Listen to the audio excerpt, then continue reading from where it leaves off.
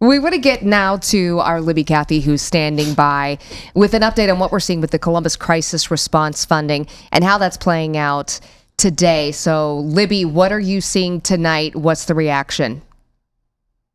Stacia, you can't tell right now. It's pretty quiet, but just a half hour ago, supporters upstairs at the ACLU of Ohio who backed Issue 5 already declaring victory, saying they're confident that this amendment will now be enshrined into the city's charter, creating an alternative crisis response team, changing how 911 calls are handled in the city.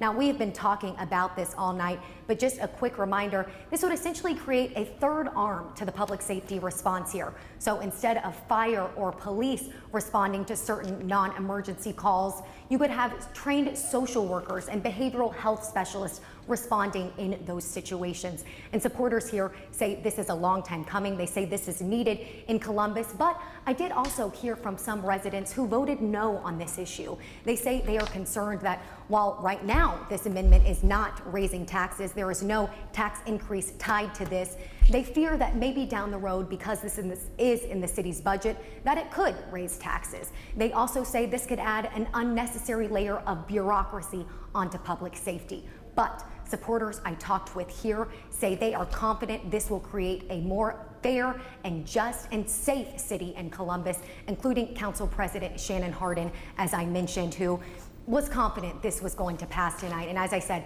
even though we're still waiting on all the results to come in, supporters here tonight saying that this is going to be law here in Columbus. Of course. Stacia. You know, I did have a question. What did the police associations and unions feel about this?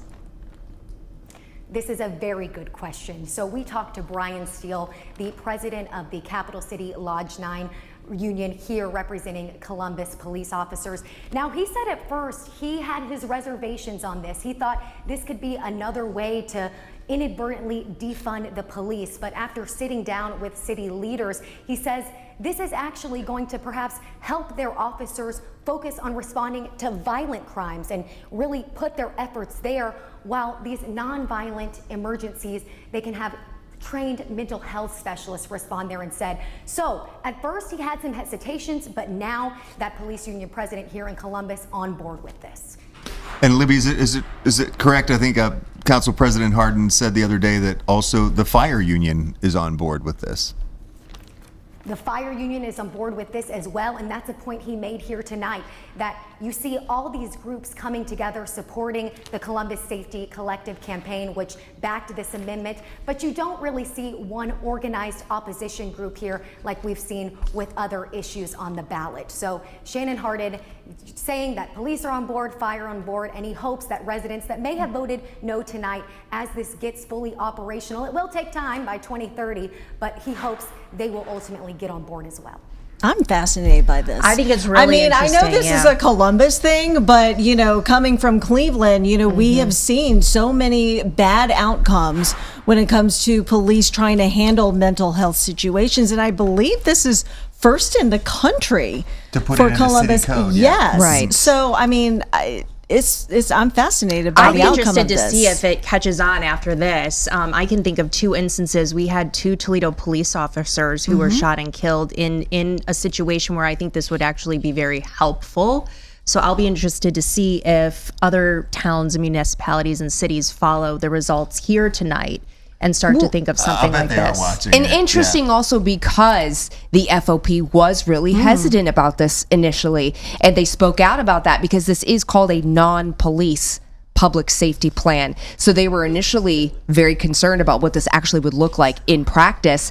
And once all of these groups came together, then it was kind of like an, oh, okay. Probably actually will help the police. I mean, do their work. Hear police, because we all know law enforcement officers, different people in our lives or people who we've interviewed, and they've had those experiences where this was not necessarily part of their training, but it is part of policing today in so many ways. And so this is meant to be that other arm of what the community can offer to folks who are in crisis. And it's interesting to see how all these groups have come together once they found out more about it, what it would actually look like. Yeah, and Shannon Hardin has been pushing the anecdote of if someone's breaking into your house, you want a police officer there. If your house is on fire, you want a firefighter there. And if someone in your family is having a mental health crisis, then you want a mental health professional there. And that's what this would do. So we're looking at the division up and running in 2028 with 24/7 staffing by 2030. So it is going to take time for this to be enacted in this way.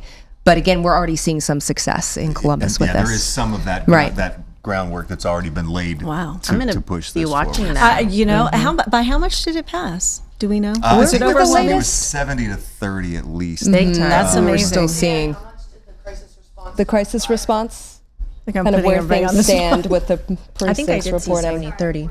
Yeah, we're going to look trying that get up. But it was pretty substantial, I believe, because there wasn't a big organized effort against it either. And Correct. the ballot measure, at least as Libby was saying, this time around was not asking for money for it. That it's in Was the there budget. something that caused it, do you think? 78-22. 78-22. 78 to 22? Do you think, Okay. was there something that spurred this suggestion when I don't think it came was about? one particular incident, but the Columbus Safety Collective was the one that was behind the effort to push this. They had a petition that they said collected about 30,000 signatures that they then took to City Council to say, hey, this many people want something to be done about this. Let's make a deal. And then they started working on the wording and talking to the police But you're and hearing fire unions. the and everything. city is coming together, the fire, police, Unions. and they're Yeah. saying, How often does that happen? and we don't need more money from you at this moment. And Right. it was people driven. It was citizen If only we could do that with education. With all of it. Property taxes.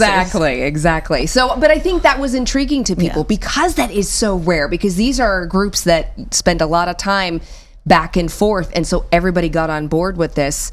So it is interesting to see there wasn't like a really tight-knit organization against this issue. So they're seeing success with it. They did a good We'll job be selling watching. it. We will be from Cleveland and Toledo.